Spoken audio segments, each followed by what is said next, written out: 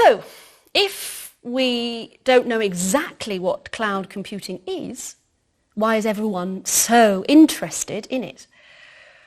Well, for businesses, there are a number of advantages. Firstly, cloud computing allows a computer user to have additional capacity beyond their existing capabilities. For example, they can get access to software, to data and extra storage space on a needs basis, or when they need it. How does that work? Well, companies or individuals can get additional hard disk space by paying a fee for what they use. Now, that fee is normally much, much lower than the cost of buying, installing and maintaining new hardware. So, as a result, a company can have a sophisticated IT infrastructure with minimal investment. And this also means they don't have to invest in expensive upgrades as well. The second advantage is connected to the way that the hardware and the software are provided. Cloud computing is basically the delivery of a service rather than a product. So things like software, shared resources and information are supplied to users' computers from a centralized source via the internet. Think of it like electricity or gas, say, or other utilities like your water supply. What I mean by this is, at the moment, most traditional standalone systems rarely use more than 20% of their available capacity. So many users, especially businesses, are buying products that are much bigger than they really need. It's a bit like every street having their own electricity system. In other words, it's very inefficient. So, a clear advantage of cloud computing is that it offers a much more efficient use of resources. For example, it allows different levels of use depending on how busy you are.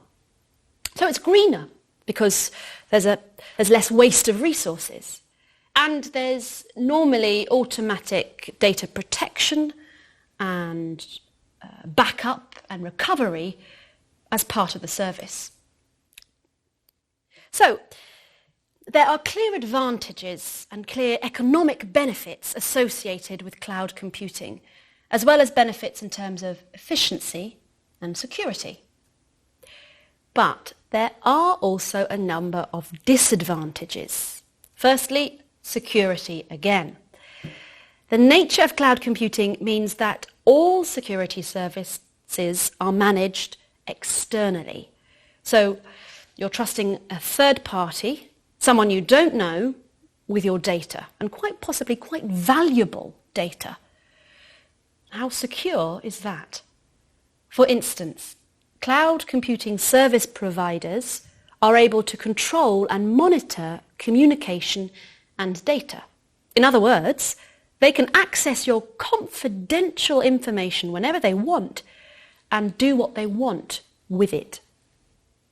There is something called the Cloud Security Alliance, which is an organisation that promotes best practice for security assurances, but it's not a legal code.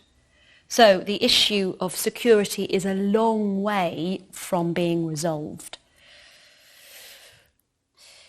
Another disadvantage is that users can become too dependent on an external cloud service provider. Let's look at a couple of examples. Firstly, there's the obvious risk that the service provider could go out of business. Cloud computing is like any other business. It faces the same economic challenges as any company. Secondly, cloud computing providers can have technical problems. And that means that your data may not be accessible when you need it. And while this can happen with any service model, in this case, with cloud computing, there's nothing the user can do to solve the problem. A third issue is cost. And you might think that this kind of service is always going to be cheaper. But it's actually not clear whether it will save users money longer term. Currently, there's a lot of competition for cloud services because it's not the normal model.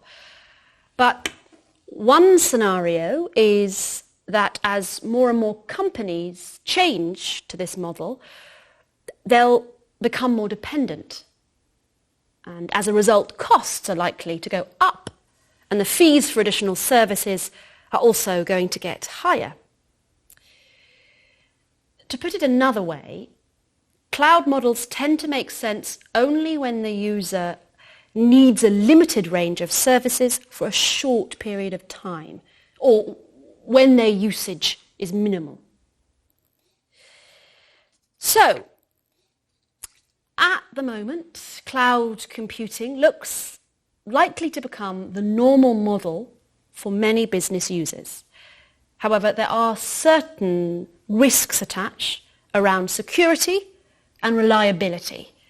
And also, depending on how the business model develops, it's still not clear whether it makes economic sense for the majority of companies.